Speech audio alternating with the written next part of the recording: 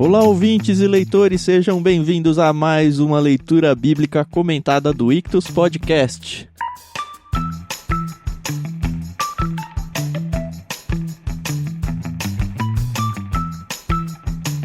Nós estamos, como você sabe, em Gênesis e hoje vamos ao capítulo 6. Eu sou o Thiago André Monteiro, estou aqui com o Thiago e com a Carol, que vão seguir aí com a gente, espero eu, pelo menos até o final do Gênesis, os dois, né? Sim, né? Sim, amém. Compromisso firmado, até o final de Gênesis, pelo menos, no mínimo. Só isso? Vocês não vão falar bom dia, boa tarde, boa noite, né? Quem grava podcast fala bom dia, boa tarde, boa noite, né? Tem alguns aí, eu acho meio piegas, mas... Como a Carol fala de vez em quando, eu não conto isso pra ela. Muito bom estar de volta aqui para comentar mais um trechinho das Escrituras. Gênesis 6, um capítulo muito importante na história da revelação bíblica, que a gente vai entrar em alguns versículos um pouco controversos aqui e tentar entender um pouquinho o que o Senhor fala para nós através desse texto. É isso aí, pessoal. Estamos animados. O capítulo 6 de Gênesis é interessante, né? Que é o início da Bíblia, né? E a gente já aprendeu tanto e a gente sabe que é só a ponta do iceberg, né? Então, vamos lá. Isso. No final do capítulo 5, a gente tinha se deparado com o personagem Noé. E agora vai começar, de fato, a história do Noé, né? Tem uma história que tem nada a ver com a Bíblia aqui. Eu lembro que quando o Lucas hoje tá com 10... Ele nasceu, a gente foi comprar aquelas coisas de quarto de bebê, né? Berço e quadrinho disso e daquilo. Aquelas coisas, né? Isso. E aí a gente foi numa loja e tinha um quadro. Esses quadros de massinha, né? Não sei que essas coisas de artística, eu não manjo nada. Mas é quadro 3D assim, né? E aí era a Arca de Noé. E como a gente tava fazendo com animais, a decoração do quarto, aí a gente falou, que legal, né? Olha esse quadro, Renato, eu na loja lá, essa aqui. E aí a moça da loja veio e falou, é isso aí. Eu falei, nossa, que legal a Arca de Noé.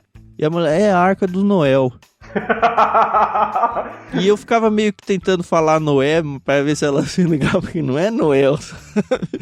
Mas como era um senhor velhinho de barba branca no negócio, ela falou o tempo todo a Arca do Noel. Eu falei, tá bom.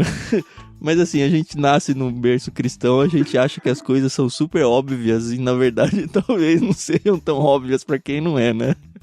É verdade. Mas é verdade. Você tá falando disso e eu lembro que uma vez numa reunião de adolescentes, tinha uma menina que ela começou a frequentar e ela já falava assim, eu nasci no berço cristão, eu sempre fui na igreja A e tal, e a gente, que legal. E aí, quando você teoricamente sabe que uma pessoa entende ali do assunto, então tem certas coisas que você não comenta, né? Eu lembro que a gente foi brincar, fazer uns jogos no final da programação, e era jogo de pergunta e resposta, e aí uma das perguntas é, quem construiu a arca? Todo mundo falou, resposta, né? Ela errou. Ela falou que foi Abraão. E assim, ficou um climão. Mas muito cristão se confunde, Carol. Tiago, tinha opção. Não, mas mesmo, você é cristão faz tempo. Eu aposto que você vai errar essa. Sim. Quanto tempo, hein? Moisés ficou na arca. Moisés mesmo nenhum. Ficou ou não ficou, Thiago? Ficou. Pior que eu descobri essa semana que ficou. Eu sabia que você ia errar, cara. Eu não sei quanto tempo, mas ficou, cara. Pelo menos uns minutos ali ele ficou, né? A gente descobriu, a gente tá brincando, Carol, eu tava comentando com o Thiago, e a gente descobriu, não sei se foi lendo o mesmo livro, que a mesma palavra usada em hebraico pra arca, em Gênesis 6, é usada pro cesto lá de Moisés, onde ele é colocado como bebê. É a mesma palavra. Então Moisés ficou na arca, sim senhor. Tá, entendi. Beleza. Essa é a piada nível 2 já, assim. Ok. Viu só? Você fica tirando sarro dos outros aí que não sabe da Bíblia? Eu não tô tirando sarro, eu tava falando que ficou mó climão lá, porque tipo, tinha as opções lá, Noé, Abraão, bababi, bababá, e ela foi em Abraão, entendeu? Não tô tirando, ficou um climão, foi muito chato, entendeu? Pro resto dos adolescentes, mas passou.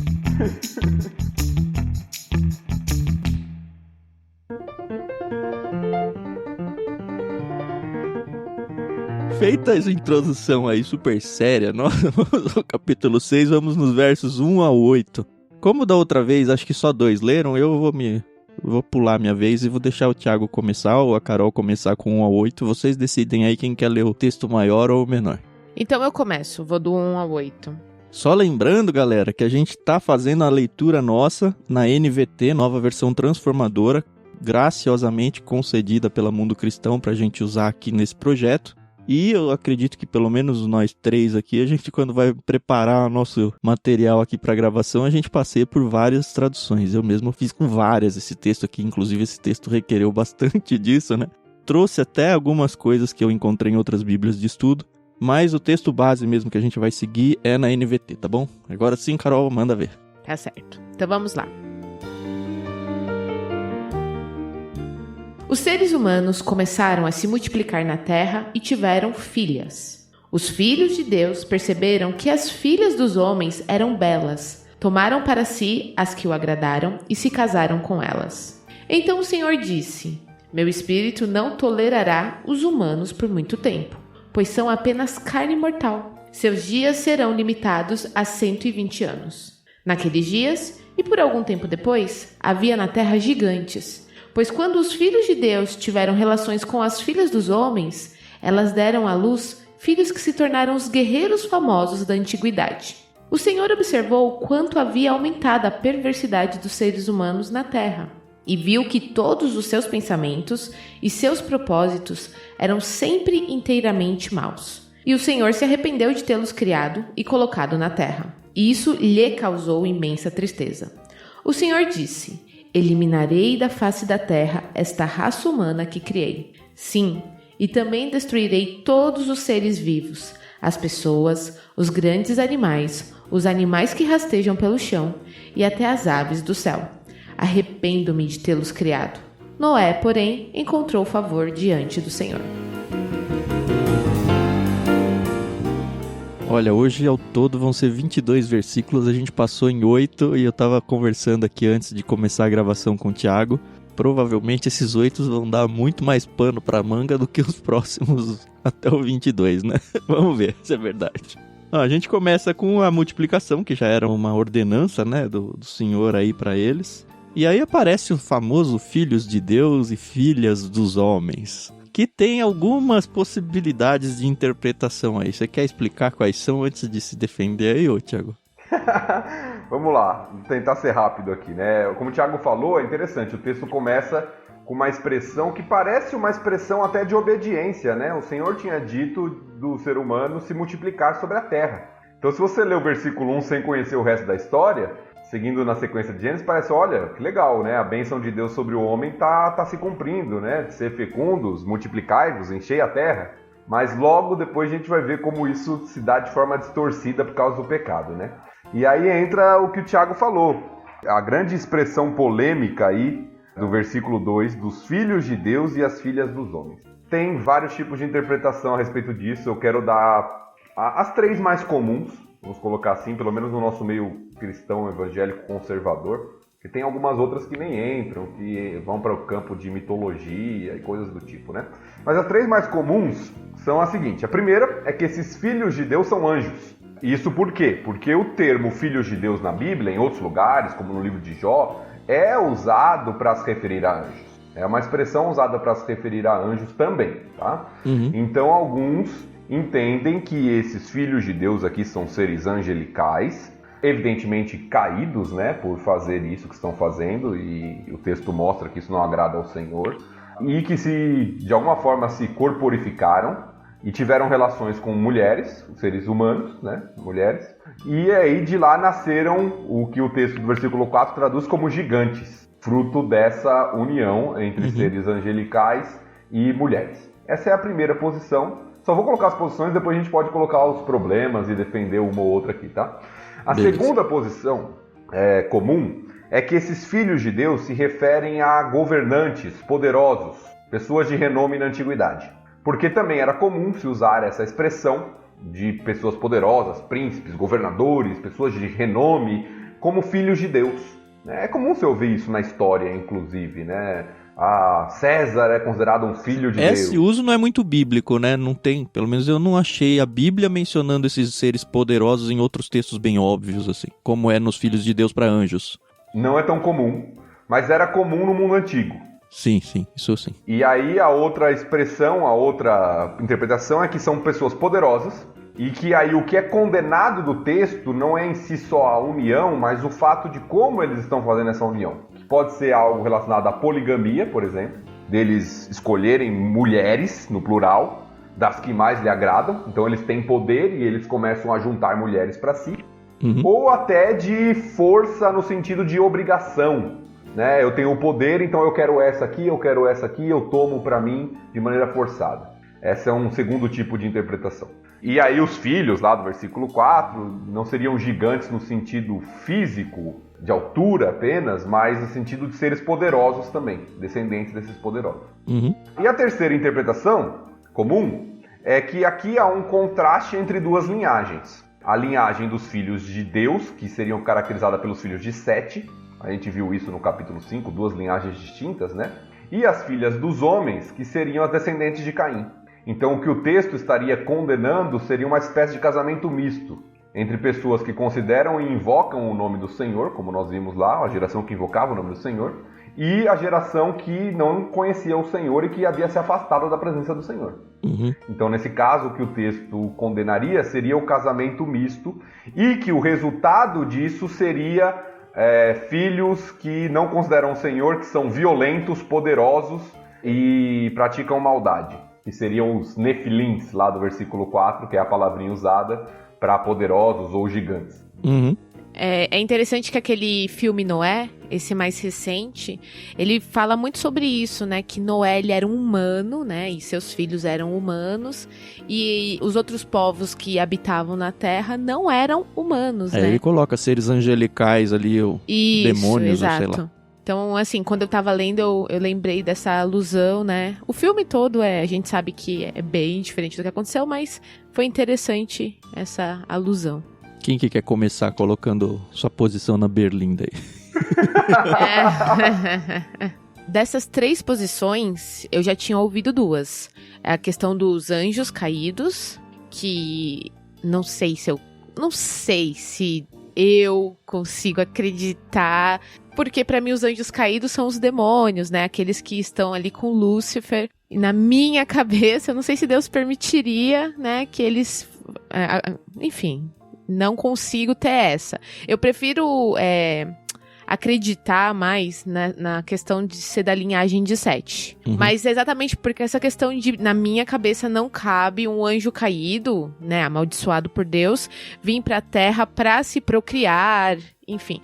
Mas eu tenho aprendido tanto que eu sei que eu não sei de nada, então... Também não, Carol. Bom, vamos lá. Eu começaria dizendo o seguinte, concordando com a Carol, apesar dessa interpretação ter força e terem pessoas muito sérias que acreditam nessa interpretação... A dos anjos. Inclusive a tradição... Isso. Inclusive a tradição judaica antiga, nós temos um livro que não é bíblico, né, que é chamado de Pseudepígrafo, de Enoque, que fala sobre isso como seres angelicais. Então a tradição judaica antiga até considera essa tipo de interpretação. Eu não creio que ela é a melhor, tá? Para mim, por alguns indícios bíblicos e textuais.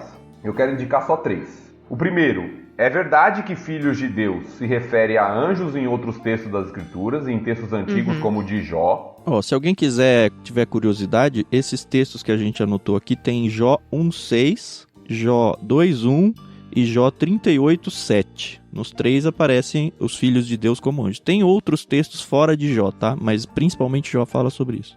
Em Salmos, acho que tem algumas coisas também. Então, isso é verdade. Esse termo ele pode ser usado para anjos, porém, ele nunca foi usado na Bíblia para anjos que se rebelaram. É isso que eu ia anotar. Todos os casos não eram anjos caídos, né?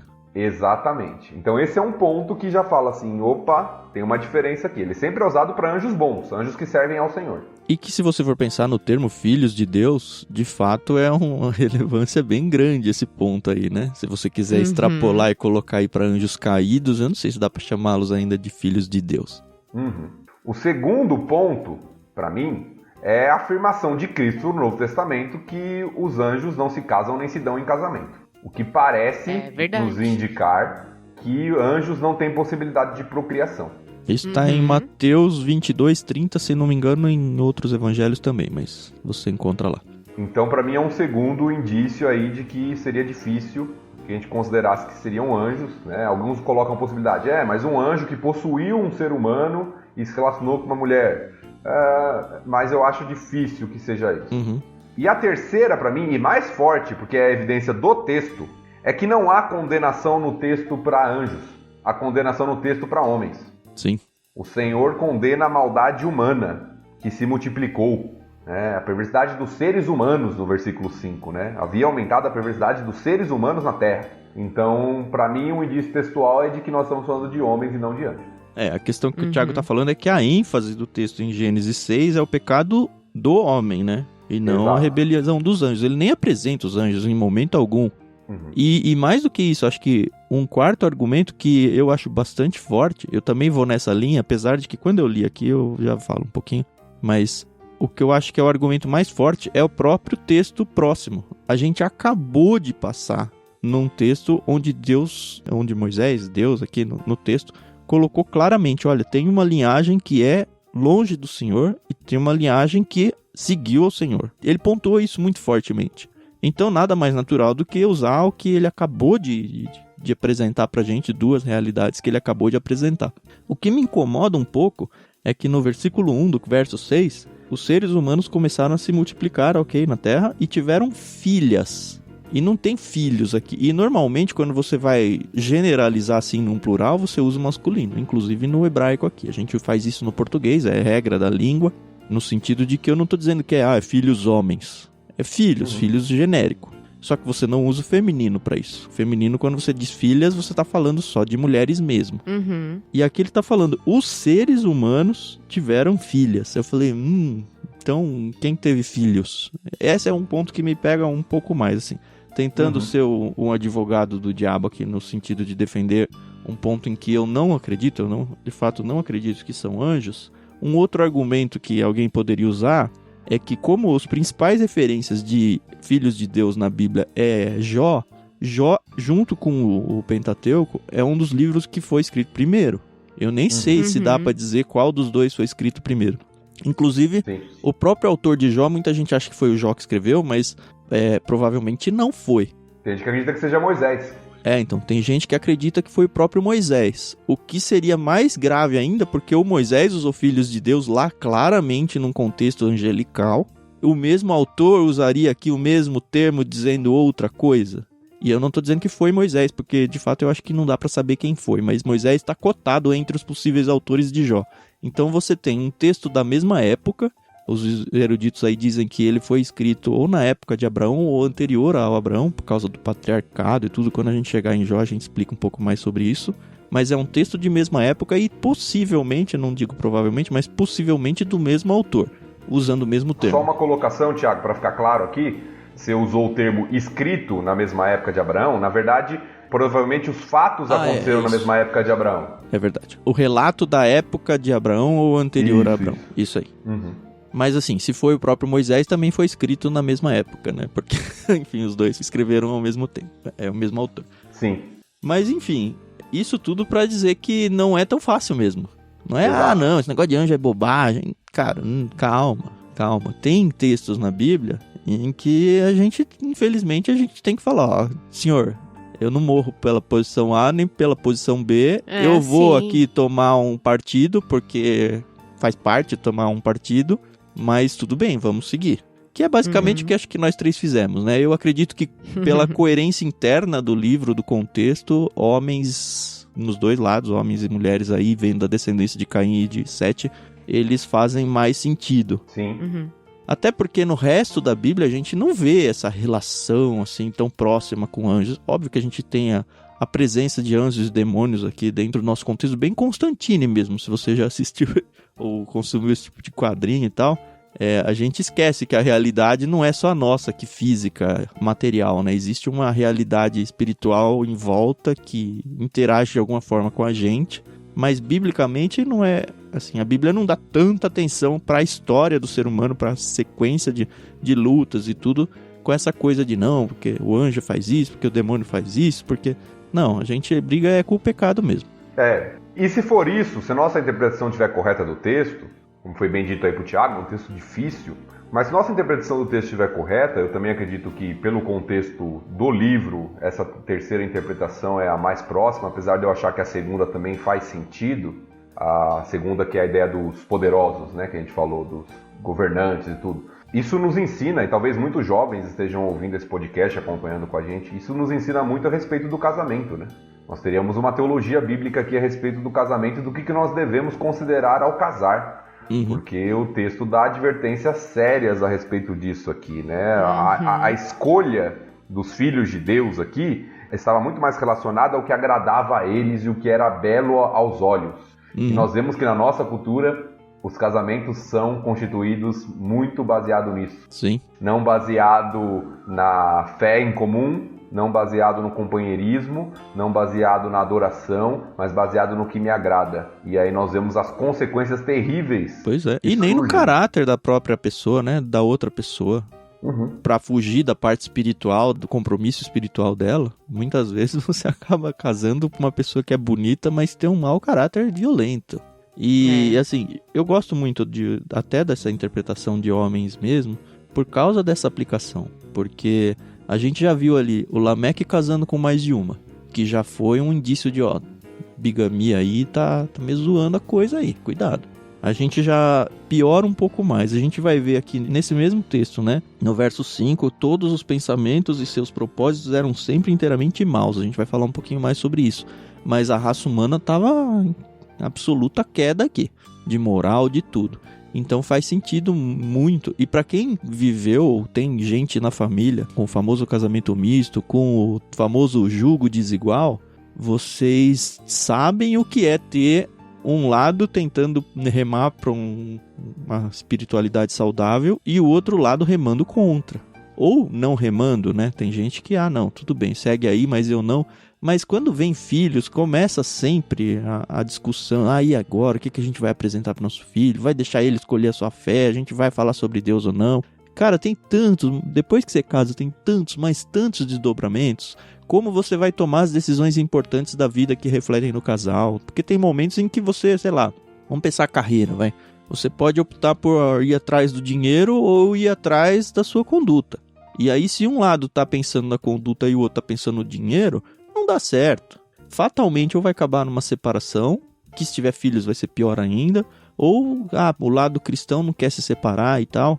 E eu acho que não deve mesmo, a gente vai chegar a isso lá no Novo Testamento, mas ele vai carregar um peso nas costas aí de uma escolha boba, feita lá atrás, que simplesmente poderia ser dito um não lá no começo e evitar tanta coisa. Então toma cuidado, de verdade. Pegando um pouquinho desse gancho que também dá pra dizer, quando Deus fala que esses resultados foram guerreiros famosos da antiguidade, a gente consegue até talvez forçar um pouquinho a aplicação, mas acho que não é tão forçado assim, a forma com que Deus vê as coisas, porque isso a gente enxerga naturalmente hoje em dia. Quantas vezes a gente não olha para pessoas aí bem-sucedidas, entre aspas, aí no mundo, e a gente não coloca nelas um rótulo de, olha, essa pessoa é famosa, essa pessoa é importante, essa pessoa é poderosa, quando na verdade Deus está olhando para ela e falando, essa pessoa é uma pessoa errada, é uma pessoa ímpia, é uma pessoa que me desagrada. E então a gente coloca uma lente, para mim esse texto destaca claramente que a lente humana de análise, de conclusão humana, é totalmente diferente da lente divina. E é interessante que o texto posterior vai destacar a perversidade e a violência dos seres humanos. E ele falou que o resultado lá foram guerreiros famosos, e provavelmente ele está destacando que esses guerreiros que eram famosos entre os homens eram seres violentos que desagradavam ao Senhor. E aí nós temos essa outra polêmica, essa outra interpretação difícil do termo aí que está traduzido como na maioria das versões como gigantes. Eu estava ouvindo uma entrevista do Luiz Saião essa semana sobre esse texto, que é um grande estudioso do hebraico, né, um grande hebraísta, e ele dá uma outra interpretação, uma outra possibilidade de interpretação do termo aqui, Nefilim, que vem da raiz do verbo que significa cair. O termo poderia ser traduzido literalmente como os caídos. O que vai em linha de toda essa explicação que eu dei, né? Exatamente. Homens moralmente estão distantes, longe do que o Senhor tinha colocado e que se voltaram para a violência. Então, apesar da maioria das versões trazerem gigantes, não é a única possibilidade de tradução do termo aqui. Mas esse termo Nefilim vai aparecer de novo quando eles chegam na Terra Prometida, né? Josué e Caleb entram e eles vão dar o relatório e ele fala, essa terra tem Nefilins. E Exato. nós somos como gafanhotos na frente deles. Números 13. Então. Eu acredito realmente que eram gigantes mesmo. Se eu não me engano, quando vai falar de Golias, esse termo aparece. Essa eu não tenho plena certeza, tá? Não, de Golias não. Ele aparece em Números, é a única outra vez que ele aparece. Números 13. E lá é traduzido como gigantes também. Que pode ser de fato, a gente não está excluindo a possibilidade de que eram seres maiores e mais fortes. Não estamos excluindo isso. Fisicamente, né? Lógico que não como a gente vê nas histórias infantis, né? Do pé de feijão lá, né? De gigantes de 15, 20 metros de altura, né? Golias, que era considerado um grande gigante, tinha cerca de 3 metros. Que já é um absurdo, mas enfim, não é 20, né? Mas não é aquela ideia de uma pessoa do tamanho de um prédio, né? Não é isso também. Mas lá em Números também poderia ser destacado como pessoas fortes, poderosas, não necessariamente gigantes no sentido físico. Sim. Bom, vamos lá. Tem a segunda treta desses começos aqui, que eu não sei se é tão grande. Você acha que a polêmica acabou? Não acabou ainda não. Foi só o tira-gosto, né? Eu não sei o que vocês acham aqui no verso 3, né? Meu espírito não tolerará os seres humanos por muito tempo, pois são apenas carne mortal, seus dias serão limitados a 120 anos. Eu já vi, eu acho que talvez seja até a interpretação mais corrente, pelo menos popularmente, de que agora o homem não passa de 120 anos mais, é impossível viver mais do que isso. Mas eu não consigo engolir isso, porque termina esse texto, o próprio Noé, enfim, ele já estava vivo, talvez não tivesse, o Noé vai morrer muito mais tarde, e tem os patriarcas, eles passam muito, assim, cai muito, ninguém chega mais a 800, 900 anos. Mas eles chegam a 180, 190, que é bastante mais do que 120, né? Mas tem mais que isso, Thiago. Se você for em Gênesis 11, os relatos dos descendentes de Sem, lá no versículo 11, por exemplo, diz assim: Arfaxade, que é o filho de Sem, né? Depois do nascimento de Arfaxade, Sem viveu mais 500 anos e teve outros filhos e filhas. Aos 35 anos, Arfaxade gerou Salá. Depois do nascimento de Salá, Arfaxade viveu mais 403 anos. Então você nota que não só os patriarcas que viveram 100 e pouco, mas tem pessoas depois de Noé e 100 que vivem 400, 500 anos ainda. É evidente que há uma regressão aqui, né, de 900 para 400, para 500, metade, mas não são 120. E tá longe, né? Não é 125, né? Então, tem duas coisas aqui nesse texto. Primeiro, eu quero até chegar numa polêmica antes da questão dos anos aqui, que é quando diz meu espírito. É isso que eu ia perguntar. Porque a maioria das versões como essa, e praticamente todas que eu consultei, tirando uma, traduzem o espírito com E maiúsculo aí, né? Como se fosse o Espírito Santo, né? Exato. Se você conhece um pouquinho de língua original, você vai saber que não existia letra maiúscula e minúscula quando a Bíblia foi escrita, nem no hebraico nem no grego. Aí que eu tinha visto é ruach, né, que ele usa. Isso, é o termo para espírito mesmo, né? Lá de Gênesis 1, que pode se referir a Ruá, né? O espírito de Deus mesmo, o Espírito Santo, ou o espírito do homem, né? Sua alma ou espírito, aquilo que está dentro dele, que é a parte imaterial dele. O texto pode ser interpretado como meu espírito, o Espírito Santo, né? Não tolerará. Mas meu não é Deus falando aqui? É, Deus, o Senhor então, diz. Meu espírito é o espírito dele, de Deus. Sim. Ou o meu espírito do homem, não consigo entender. Pode ser interpretado facilmente como o espírito que Deus deu ao homem. Ah, tá bom. Então, eu acho que esse é o primeiro ponto do texto, né? É o espírito que Deus deu ao homem, o espírito, a sua parte imaterial, aquilo que lhe dá vida, né? Ou é o Espírito Santo de Deus. Eu acho que essa é a primeira polêmica do texto. Né, que não é tão fácil de resolver assim, mas que no final das contas não faz tanta diferença. Sendo o Espírito Santo ou sendo o Espírito que dá vida ao homem e que vai ser restringida essa quantidade de vida agora, né, eu acho que os dois são possíveis aí, mas é bom a gente alertar os nossos leitores que quando você vê uma palavra em maiúsculo na Bíblia, é uma interpretação. Sim. O Espírito. No Novo Testamento é a mesma coisa. A palavra pneuma, no Novo Testamento, Espírito, pode se referir ao Espírito Santo ou ao Espírito humano. Quando você vai para nomes de Deus, sei lá, Adonai, Elohim, aí não tem dúvida, né? Ah, sim, sim. Mas nesses casos não tão óbvios, de fato, pode ter uma interpretação textual aí. Sim. Eu gosto muito de pensar na ideia de que é o Espírito de Deus, sim. Não sei, porque também tem tantos desdobramentos teológicos se você tira o Espírito Santo da pessoa, né? Enfim, não sei. E aí, nós temos, como o Thiago falou, a interpretação mais comum é essa de quantidade de anos. E aí, o que os que defendem essa posição alegam é que, de fato, o homem vai viver no máximo 120 anos, mas Deus não deu esse juízo instantaneamente. Ele começou a regredir. Tá. Pra mim, Deus colocou aqui um contador e falou, a humanidade tem 120 anos pra se arrepender, como ele fez com Nínive lá. Então, essa é a segunda interpretação. Que faltava 120 anos pro dilúvio. Isso, entendi. Então. Eu não achei um texto, eu tinha a impressão de que a Bíblia dizia quanto tempo Noé demorou pra construir a arca. Mas eu não achei o texto, pode ser só que eu não tenha me empenhado muito, vocês lembram? Eu acho que não tem mesmo, né? O tempo de construção. Que eu me lembre, não. Porque também não é o momento em que ele começou a construir, né? Depois dessa afirmação de Deus é que ele ainda vai falar com o Noé, Noé, vai lá, constrói. Então também a gente não sabe o intervalo de tempo. Mas o que me dá muito indício de que de fato Deus está dando um tempo de misericórdia aí, um tempo de oportunidade, é o texto em 1 Pedro 3,20. Deixa eu ler lá a partir do 18 só para pegar o contexto. Pois Cristo também sofreu por nossos pecados de uma vez por todas. Embora nunca tenha pecado, morreu pelos pecadores a fim de conduzi-los a Deus. Sofreu morte física, mas foi ressuscitado pelo Espírito, por meio do qual pregou aos espíritos em prisão, aqueles que muito tempo atrás desobedeceram a Deus quando ele esperou pacientemente enquanto Noé construía sua embarcação. Apenas 8 pessoas foram salvas por meio da água do dilúvio, e aquela água simboliza o batismo que agora o salva, blá blá blá, e aí ele segue. Mas assim, passa meio assim batido, numa leitura desatenta, você nem percebe, mas o texto lá em Pedro, ele parece mostrar que, olha, Deus falou lá da arca, mas ele deu um período para as pessoas pensarem e se arrependerem. Que eu linko com esses 120 anos aqui. Não sei se eu estou fazendo bobagem ou não. Eu também concordo com essa posição. Eu acho que 120 anos é o tempo até o dilúvio. E nós temos outros textos da Bíblia, né, inclusive no Novo Testamento, que mostram que Noé era um pregador. Né? Você vai ter o texto de 2 Pedro, capítulo 2, falando que Noé era pregador da justiça.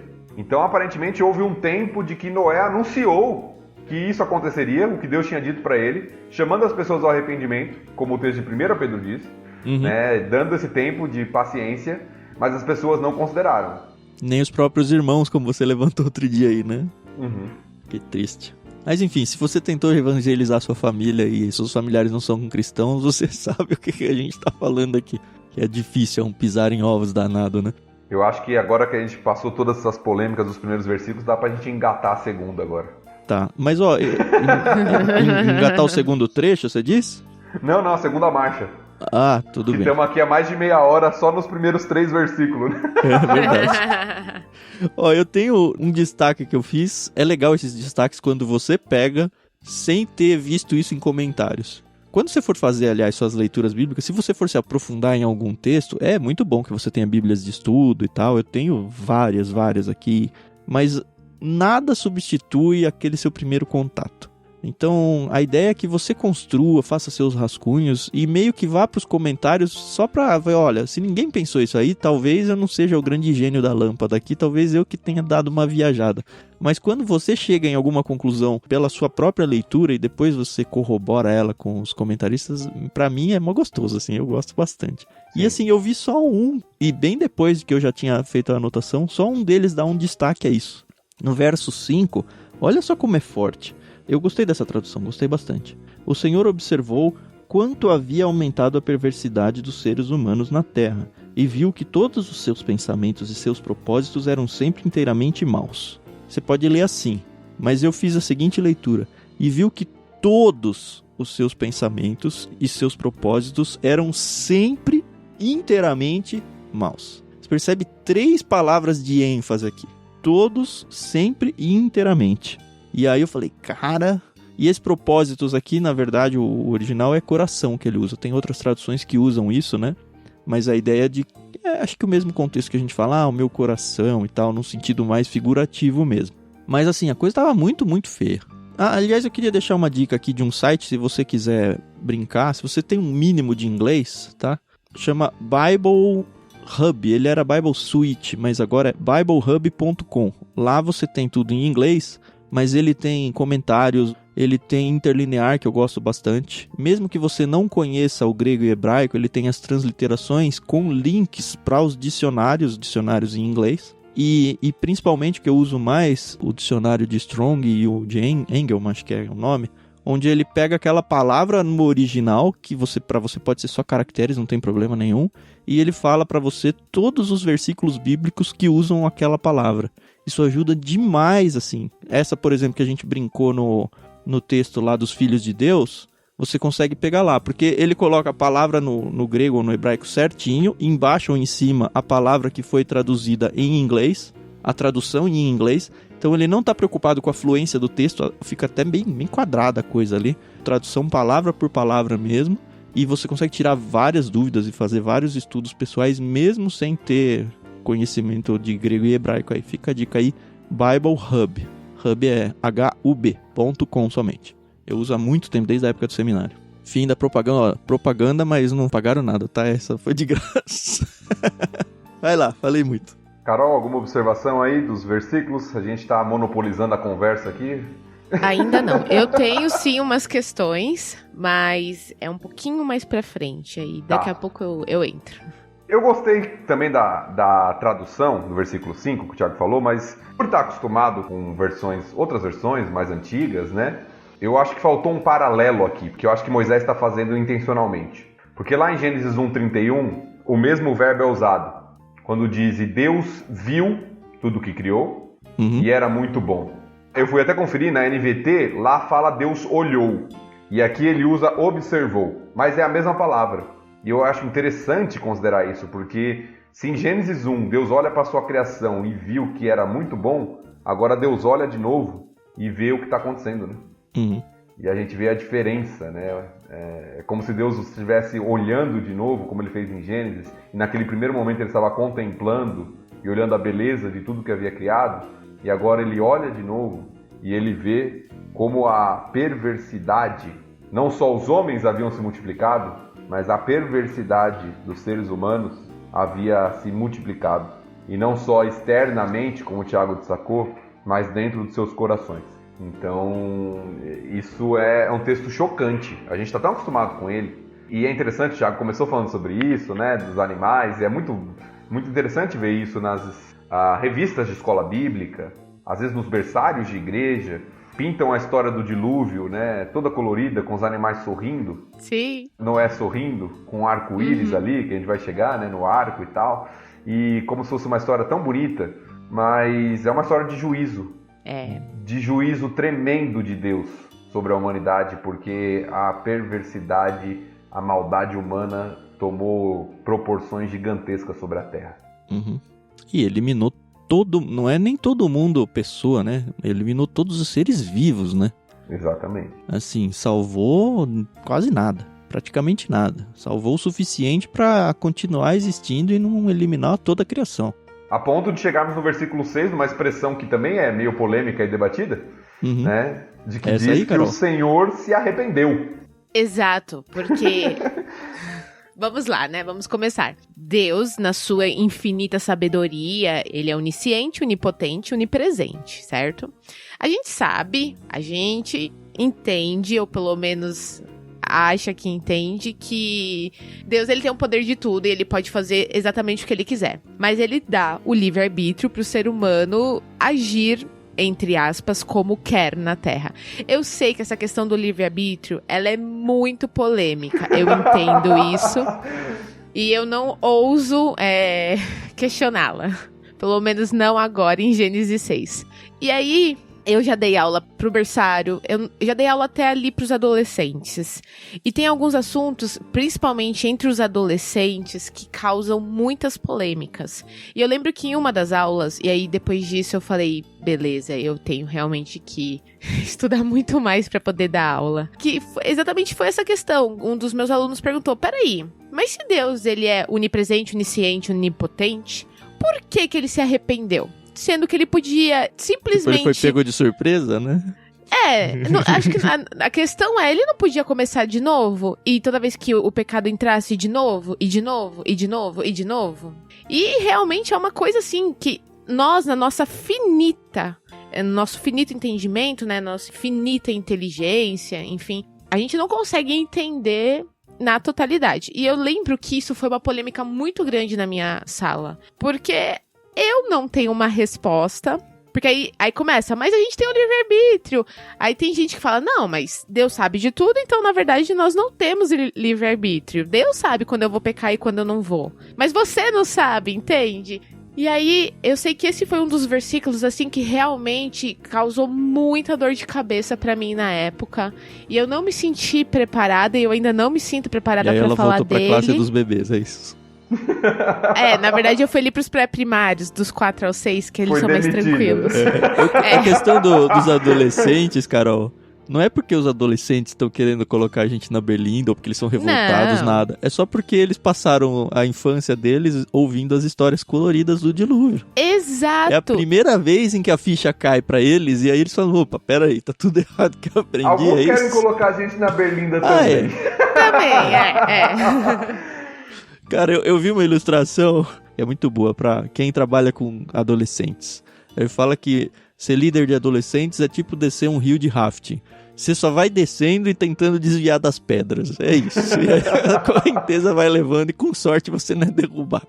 Gostei demais. Só pra aumentar a polêmica e colocar uma minhoca na cabeça da Carol, e a gente não vai debater sobre isso hoje, porque senão a gente não termina a Gênesis 6... Tá. Quando chegar em Êxodo, talvez, a gente vai comentar sobre o livre-arbítrio de Faraó que teve o coração endurecido por Deus.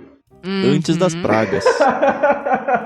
Lá na sarça ardente, lá antes de Moisés ir falar com ele, falou, você vai lá, ele vai falar que não, porque eu vou endurecer o coração dele, né? Mas então, vai ter tempo a questão do livre-arbítrio é bem debatida mesmo, esse não é um programa de teologia, mas quem sabe um dia a gente volta a esse assunto com mais calma. Sim. E aí, assim, só pra finalizar essa questão, aí eu lembro que entrou na questão da eleição, como Deus sabia que eu ia ser salvo, ou como...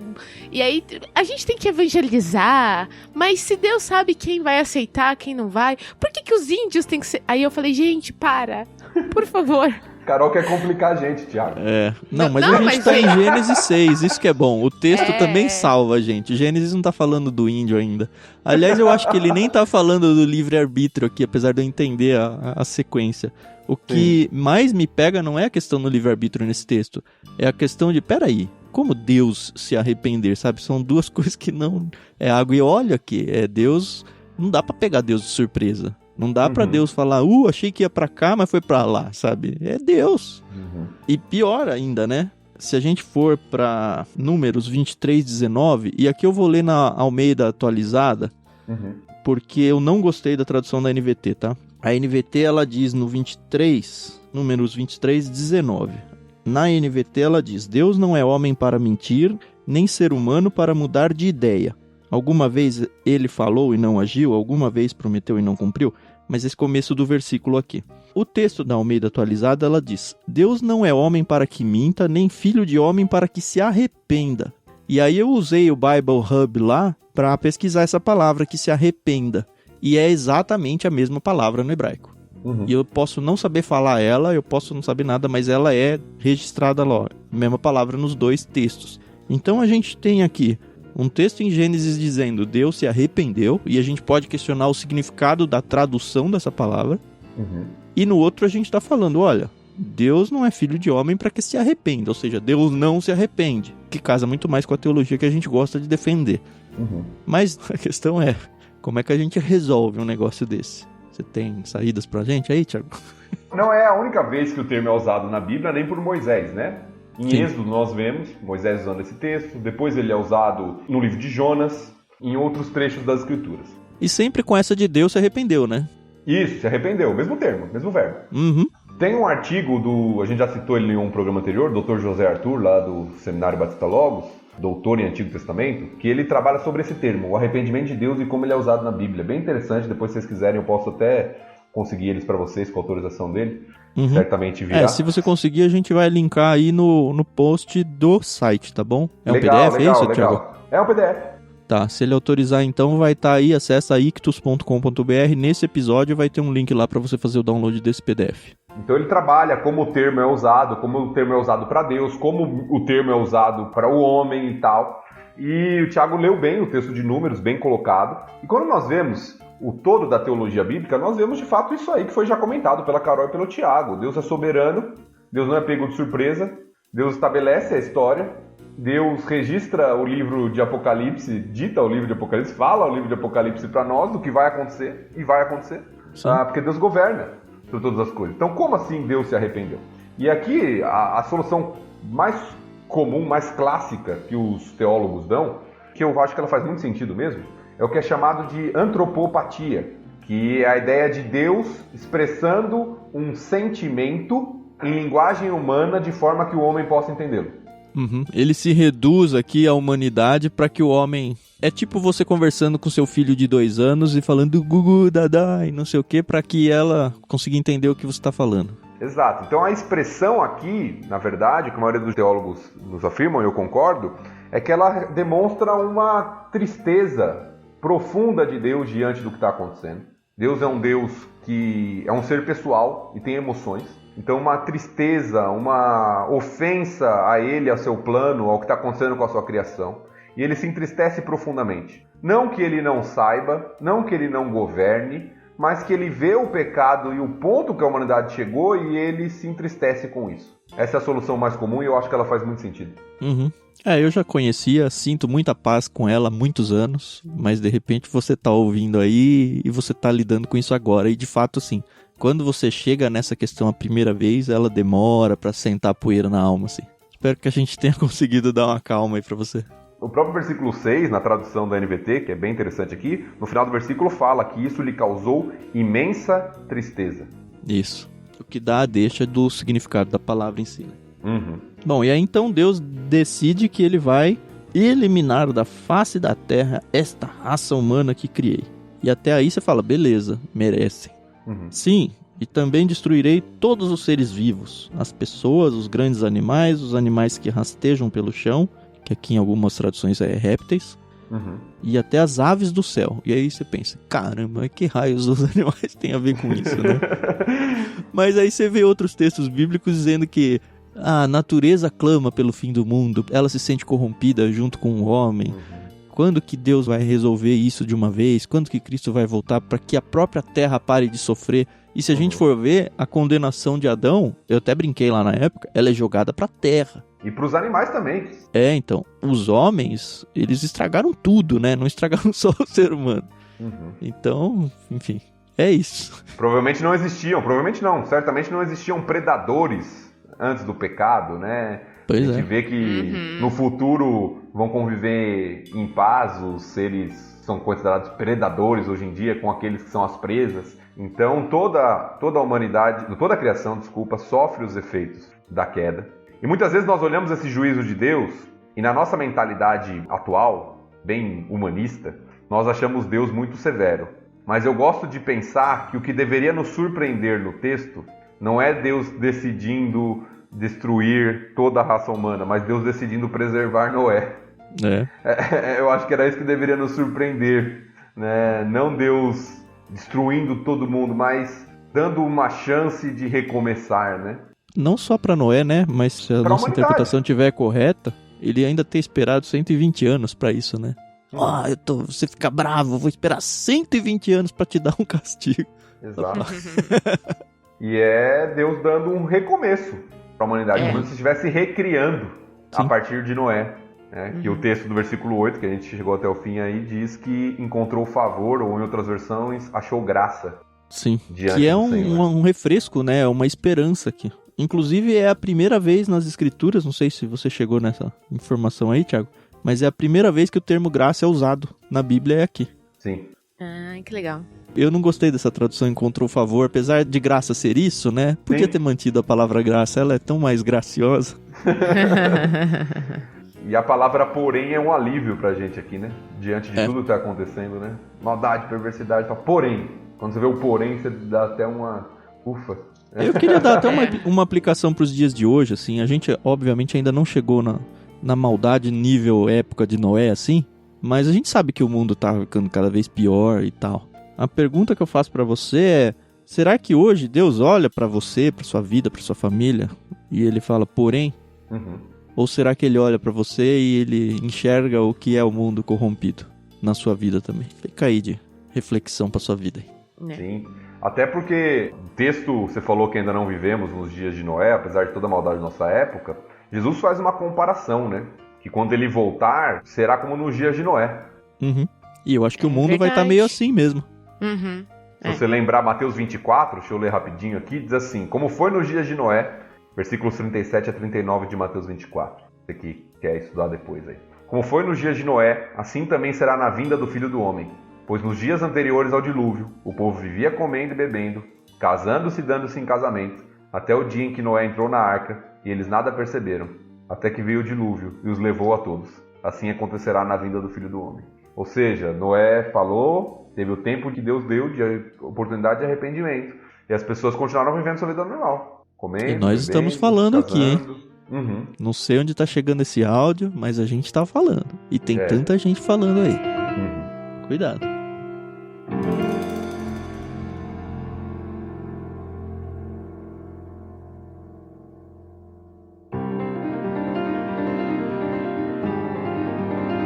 Então vou ler agora do versículo 9 a 22, a sequência do capítulo 6 de Gênesis aí pra gente. Este é o relato de Noé e sua família. Noé era um homem justo, a única pessoa íntegra naquele tempo, e andava em comunhão com Deus. Noé gerou 3 filhos, Sem, Cã e Jafé. Deus viu que a terra tinha se corrompido e estava cheia de violência. Deus observou a grande maldade no mundo, pois todos na terra haviam se corrompido. Assim Deus disse a Noé: decidi acabar com todos os seres vivos, pois encheram a terra de violência. Sim, destruirei todos eles, e também a terra.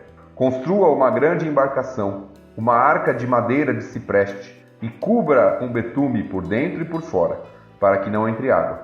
Divida toda a parte interna em pisos e compartimentos. A arca deve ter 135 metros de comprimento, 22,5 metros de largura e 13,5 metros de altura. Deixe uma abertura de 45 centímetros debaixo do teto ao redor de toda a arca. Coloque uma porta lateral e construa 3 pisos na parte interna, inferior, médio e superior. Preste atenção! Em breve cobrirei a terra com um dilúvio que destruirá todos os seres vivos que respiram. Tudo que há na terra morrerá. Com você, porém, firmarei minha aliança. Portanto, entre na arca com sua mulher, seus filhos e as mulheres deles. Leve na arca com você um casal de cada espécie de animal selvagem e doméstico, um macho e uma fêmea, para mantê-los com vida.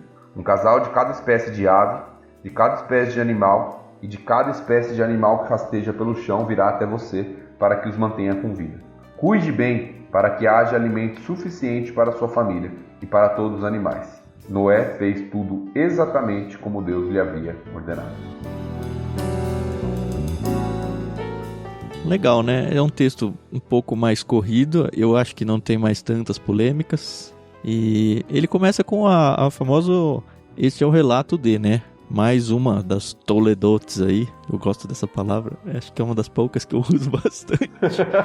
Mas de novo, aquela quebra lá, né? O texto original não tem separação de capítulos e versículos, como a gente já explicou. Aqui talvez fosse o lugar certo para uma quebra de capítulo, não sei. Sim, é possível. É que geralmente é colocado dentro do mesmo capítulo porque está fazendo o contraste de Noé com o que veio anteriormente, como a gente viu, né? Mas de fato é uma nova seção no livro de Gênesis, contando agora a história de Noé. E nesse verso 9, de novo, não gostei da tradução aqui que eles fizeram. Ele fala que é a única pessoa íntegra naquele tempo. Eu tentei ir atrás desse a única aí. E é sempre um perigo você ir pra esse, é único, ou é sempre, ou é nunca. Pra quem é casado sabe isso. Se você falar, você nunca é isso, você sempre faz aquilo. Sempre é um perigo fazer esse tipo de coisa. E de fato eu não achei isso no original, esse única pessoa. Mostra só que ele era uma pessoa íntegra. Não sei se você brigou um pouquinho com esse texto ou não, Thiago. Mas eu não gostei desse único aí. De fato não tem no texto, talvez seja uma inferência com o que está ao redor, né, a maldade ao redor. Mas, de fato, as traduções comuns trazem como ele era... justo e íntegro. Isso, ele era uma pessoa justa e íntegra. Não coloca esse adjetivo aqui, né, esse modificador de único, né? Mas, de fato, o texto mostra que na sua época, pelo menos os que são salvos ali, são ele e seus filhos. Que a gente não sabe se foi por benevolência porque tem que seguir a raça humana ou se eles eram de fato também justos e íntegros. O texto não diz, então esse único acho que tá demais. O que eu gosto desse texto é a tal do justo e íntegro, porque o justo leva para uma reflexão pro lado de Deus, né? A justiça diante de Deus, o que não quer dizer que ele não era pecador, tá? Não tá muito longe do texto dizer isso. Mas a justiça diante de Deus e a integridade diante dos homens. E é uma coisa que a gente tem que buscar para as nossas vidas, né? Sim. Apesar de que provavelmente Noé era motivo de chacota, né? Entre os outros homens, já que ele era tão diferente, né? Já que ele se destacava na multidão, né? Porque afinal de contas ele provavelmente não fazia o que os outros homens faziam, né? As pessoas devem ter tirado um sarro dele e fazer um barco aí, né? Mas também não tem isso no texto bíblico, é inferência nossa, né? É inferência nossa, mas de fato ele era bem diferente. O contraste que o texto traz é gritante entre a vida de Noé e dos seus contemporâneos, né? Tanto é que o texto destaca isso e volta aquela palavrinha do capítulo 5 de Enoque, de que andou com Deus, né? Andou em comunhão com Deus aqui, né? Viveu em comunhão com Deus, na versão que a gente está usando aqui, da NVT, andava em comunhão com Deus. Então, Noé, seguindo o exemplo do seu avô ou bisavô? Bisavô. Bisavô, Matusalém, Melameque e isso. É isso. Seu bisavô aqui. Só para pagar uma dívida do último podcast, eu fui dar uma pesquisada lá, falei de Enoque agora, lembrei. Aquela palavrinha depois do nascimento de Matusalém, ela é a palavra comum que é usada em toda a genealogia. Parece que não há nenhum destaque, viu? Todos os textos que vem falando depois do nascimento, depois do nascimento, depois do nascimento, ela não tem nada de diferente. Então, eu acho que é uma super interpretação ali. Então, forcei a barra ali. Não foi sua, né? Você trouxe um comentário ali, né, de alguém, mas eu acho que foi uma super interpretação. E tem que tomar um cuidado, né? A gente tenta ser inovador aí, mas não precisa, né? Tem bastante gente há bastante tempo estudando a Bíblia, né? A gente não precisa tentar achar coisa nova. Normalmente vai ser alguma grande bobagem. Eu queria ler para vocês um texto pequeno que tem na Bíblia de Estudo da NVT. Então a gente está lendo na NVT, seguindo pela Bíblia de Estudo deles, então ela é uma das ferramentas que a gente tem. Aliás, antes de ler o texto, eu já queria mencionar algumas Bíblias de Estudo que eu uso aqui, e se você gosta disso, eu recomendo fortemente e vou explicar o motivo de cada uma, tá? De novo, isso aqui não é propaganda paga de ninguém, tá? É só a gente tentando ajudar você a ter ferramentas. Eu uso bastante agora essa da NVT de estudo, que enfim, o Mundo Cristão deu pra gente. Eu tenho uma Bíblia, chama Bíblia de Estudo Arqueológica, ela é traduzida na NVI. É muito legal, porque os textos que ela apresenta são com base nas descobertas recentes arqueológicas. Então ela não vai se preocupar em explicar o texto nem nada, ela vai só contextualizar achados, artefatos, coisas da arqueologia dentro de cada trecho. Então você vai acompanhando o que aconteceu aqui. Por exemplo, tem um texto muito legal sobre as narrativas antigas do dilúvio. Provavelmente, como hoje já está muito longo, eu devo trazer isso no próximo episódio. Eu vou ler um trechinho dele, onde ele conta aquela história de, olha, o dilúvio foi narrado em vários outros lugares, em textos antigos, e ele vai contar um pouquinho sobre os achados arqueológicos dele. Então essa é uma que eu uso bastante, Bíblia de Estudo Arqueológica. Eu uso bastante uma Bíblia de Estudo Wiersbe, é W-I-E-R-S-B-E. Ela é NVI também, só que o diferencial dela é que esse Wiersbe ele era pastor, então as anotações de comentários não são muito para explicar o texto, mas para aplicar para as nossas vidas. Então ela se torna uma Bíblia muito devocional nesse sentido. Gosto demais dela. E outras que são mais clássicas, assim, de comentários explicativos mesmo, é a Bíblia de Estudo NVI, ela é muito boa. A Bíblia de Estudo MacArthur, eu gosto bastante. E a Bíblia de Estudo Anotada. MacArthur é anotada na Revista Atualizada. Isso, MacArthur é anotada na Revista Atualizada e a Bíblia de Estudo NVI é, obviamente, na NVI. Essas são algumas, ou pelo menos as principais das que eu leio. E as duas mais próximas são, de fato, a anotada e a do MacArthur, em questão de por que eu estou fazendo um comentário aqui. Mas elas são bem profundas as duas. A NVI, às vezes, ela traz algumas coisas que as outras não trazem. Ela talvez seja um pouquinho mais completa nos seus comentários. apesar de que às vezes eu acho que ela dá uma forçadinha de barra. E essas outras duas, então, a Wiersbe, que é mais devocional, e essa arqueológica da NVI. E eu tô conhecendo agora essa da NVT, eu tô gostando bastante também, ela traz... Posso indicar mais uma, Thiago? Pode, por favor. Aproveitar uma versão diferente, que traz algo diferente, que muitas bíblias não trazem, que pode ser útil para o nosso leitor aí, estudioso da Bíblia. Tem uma bíblia que chama Bíblia de Estudo Palavras-Chaves. Ela vem naquela versão um pouco mais antiga, que é a corrigida, e é até legal para você ter um comparativo de versões, como a gente tem falado. E o interessante dessa Bíblia é que ela pega as palavras principais dos versículos e ela faz um glossário lá no final do livro, e ela traz a palavra no original, em hebraico no Antigo Testamento, em grego no Novo Testamento, e explica o significado daquela palavra. Que legal. Então ela é bem interessante, ela tem um dicionário de palavras originais no final da Bíblia. Por isso que ela chama palavra-chave.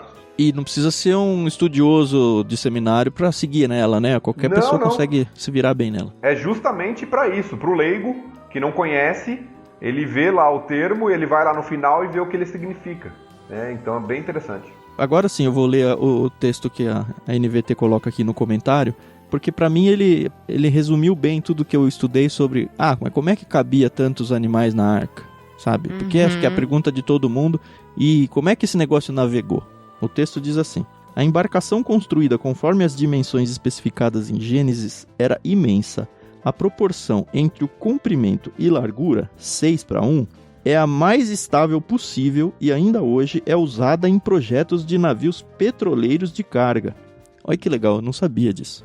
Tinha capacidade para 20.000 toneladas de carga e quantidade de animais terrestres no começo da idade adulta deve ter ocupado menos da metade desse espaço disponível. O projeto que Deus deu a Noé era perfeito para a finalidade da arca. E aí tem até um desenho da arca, um desenho de um ser humano, de um elefante, de uma carreta em proporção ao desenho do barco, sabe? E a arca não era um barco, né? Não tinha leme, não tinha nada, era um caixotão, na verdade, né? Exatamente. Mas era um caixotão que, pelas especificações dele, não virava de jeito nenhum. Muito louco isso, achei, cara. Não precisava de leme, né? Quem tava dirigindo não precisava de leme. Pois é. Enfim, esse tipo de ferramenta eu gosto demais. Exato. Noé tava só de passageiro ali, né? É legal que Deus fala pra ele cuidar dos animais, cuida pra que traga alimento pra todo mundo, mas ele não fala cuida pra que o navio navegue, né? Né? Verdade. Não sei se vocês já viram, né? Um parêntese rápido aqui. Fizeram uma construção lá nos Estados Unidos, um parque. Eu não vi. O Mark, que foi um pastor, professor meu, inclusive ele já participou de um programa nosso lá no podcast, ele visitou lá, ele contou pra gente, mas conta aí, que é muito legal. Que eles reconstruíram os tamanhos aqui, tudo certinho aqui, como tá descrito, né? Uma fundação, né? Uma organização que é criacionista, que tem a ideia de mostrar como aquilo funcionava e é visitado hoje por pessoas do mundo inteiro, em Kentucky. Virou meio que um museu quase já, né? Isso, é um museu. Local de visitação turístico. Tem réplica dos animais, tem as jaulas ali, os compartimentos e tal. Muito legal, muito interessante. Eu tava lendo um pouquinho sobre isso essa semana e deu até vontade de ir pra lá pra conhecer. Em vez de você ir pra Disney, vai pra Arca de Brincadeira, vai nos dois, vai na Disney e vai na Arca, né? Eles podiam fazer isso na Disney, né? Ia ser mais legal. Não, mas eu lembro que o Mark falou, cara, é muito legal, porque a gente lê, imagina, mas quando você vai lá ver, e não é tipo só o local, ele falou, porque você vai visitar o local, mas eles fazem de um jeito que você consegue perceber como era a vivência dentro ali. Como eles separaram, provavelmente, né? A Bíblia não dá isso, né? Mas como seria uma possível separação de animais, como que funcionava a parte de alimentação e de recolher as fezes, sabe? Cara, é muito legal e torna a coisa palpável ali, né? Muito louco. Que legal. Bom, um destaque que eu vejo aqui, seguindo no texto, no versículo 11, uma das formas de você que está estudando a Bíblia aí, uma das formas de você notar a intenção do autor é por meio de ênfase. Muitas vezes o autor quer destacar algo e ele repete, ele enfatiza. E eu acho que o versículo 11, 12, 13 traz isso pra gente, porque olha aqui, ó. Deus viu que a terra tinha se corrompido e estava cheia de violência. Deus observou a grande maldade no mundo, pois todos na terra haviam se corrompido. Assim Deus disse a Noé, decidir acabar com todos os seres vivos, pois encheram a terra de violência. Sim, destruirei todos eles e também a terra. Então, vê como corrupção, violência e maldade vai se repetindo no texto, né? A gente quase fala, tá bom, Deus, já entendi, né? Exatamente. Então Moisés está destacando isso, é algo imenso de corrupção, de maldade, de violência que está vindo sobre a terra. Uhum. Aí tem as especificações da arca, que no original são côvados. Um côvado aqui ele transporta para 45 centímetros. Do cotovelo até a ponta do dedo. Em média, 45 centímetros. De um homem adulto, né? De um homem adulto. Em média, 45 centímetros. O côvado do Noé, né? É aproximadamente. Mas se você for pensar no trabalho de construir a arca, é muito inteligente que seja o antebraço do Noé à medida, né? É. O meu dá quase isso aqui. Deu 42. Dá pra estimar então qualquer altura do Noé. Né?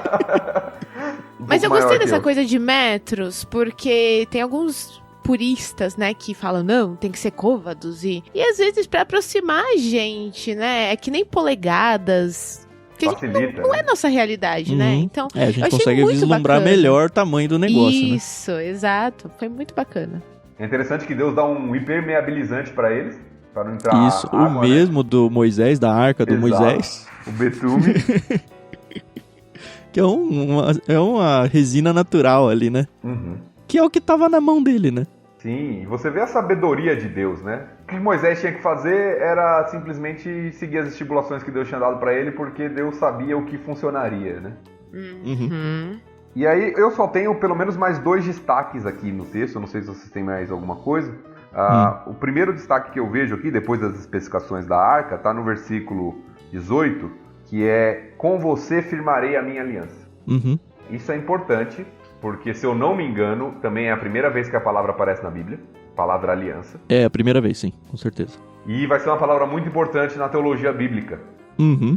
Você vai ver isso com Abraão, você vai ver isso com Davi, você vai ver isso, a nova aliança, falada em Jeremias, depois falada no Novo Testamento.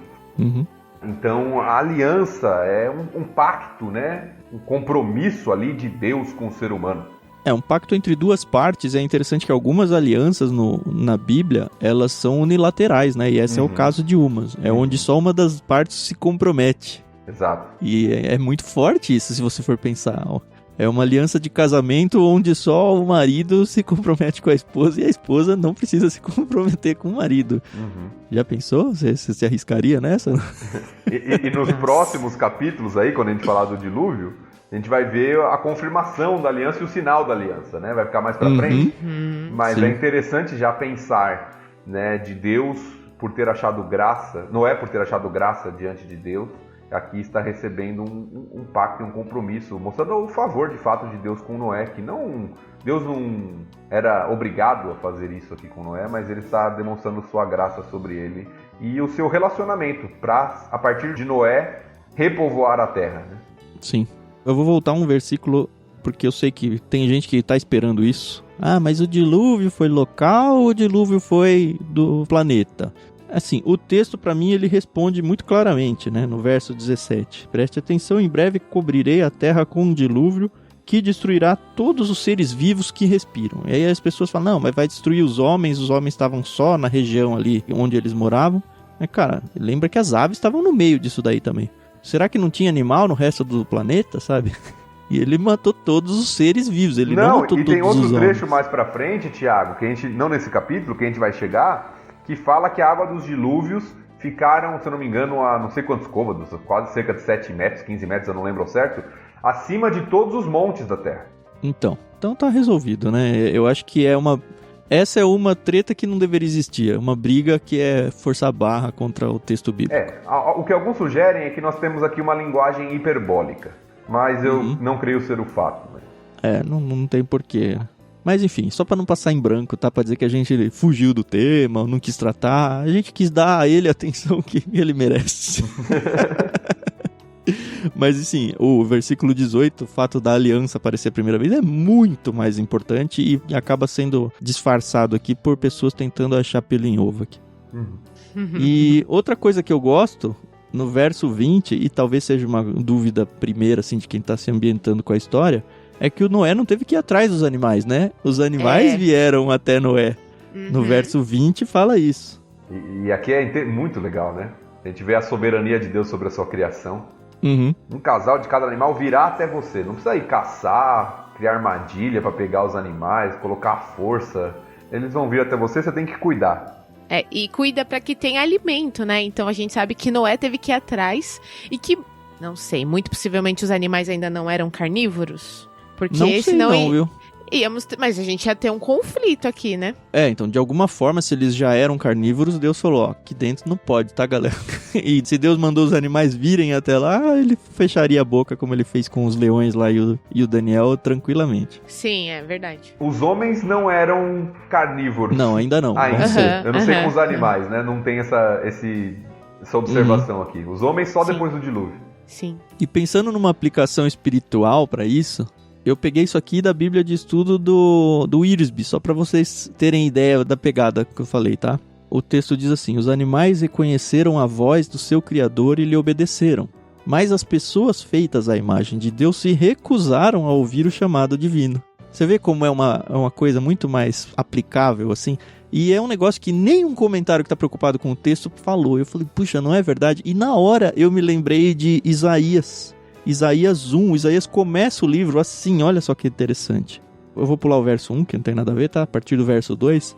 Ouçam, ó céus, preste atenção, ó terra. Assim diz o Senhor, os filhos que criei e dos quais cuidei se rebelaram contra mim. Até mesmo o boi conhece seu dono e o jumento reconhece o cuidado de seu senhor. Mas Israel não conhece o seu Senhor. Meu povo não reconhece meu cuidado por ele. Ah, como é pecadora esta nação sobrecarregada pelo peso da culpa.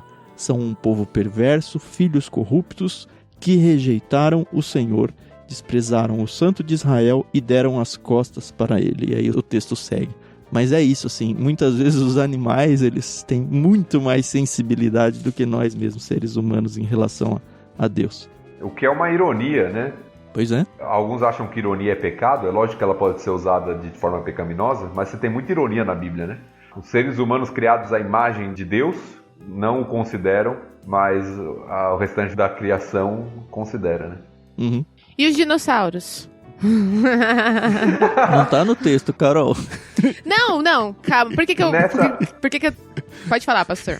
Não, que eu ia falar que nesse projeto que a gente falou, que construíram a arca lá, eles acreditam que existiam dinossauros nessa época e que eles foram colocados na arca. Uhum. Inclusive, eles fazem uma réplica lá. Sim, répteis, né? Tá no texto. De dinossauros na arca e que foram extintos posteriormente. Uhum. O fato é, se eles existiam na época, eles entraram na arca, porque Deus preservou as espécies aqui. Né? Não foram extintos no dilúvio, como muitos colocam. Foram extintos por outros motivos depois, como várias outras espécies de animais foram extintas já na natureza. Mas não tem como a gente afirmar, né? Ou como diz aquele desenho, eles estavam chegando para a arca e atrasaram, né? Chegaram atrasados e não conseguiram. Ai. Que coisa, né? Mas é interessante, né? Porque é isso que o pastor Tiago falou, né?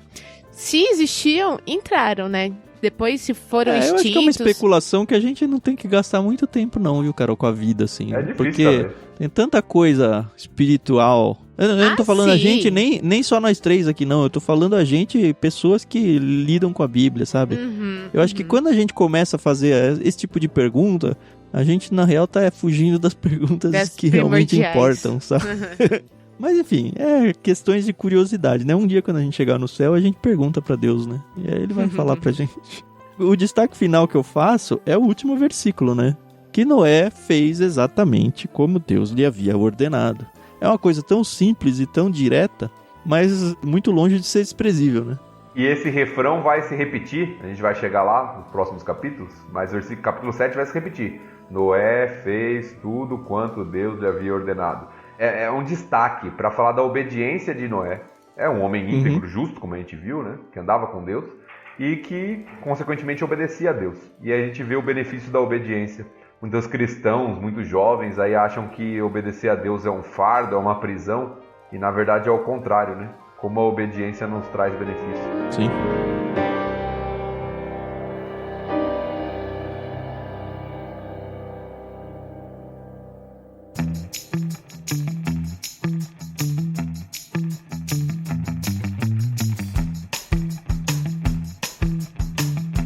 Foi isso, um capítulo de leitura curta, mas de muita discussão, muito legal. A gente volta no próximo para finalmente entrar no dilúvio em si, capítulo 7. E tá muito legal. Lembra de mostrar esse áudio, apresentar esse podcast para as pessoas, tá bom?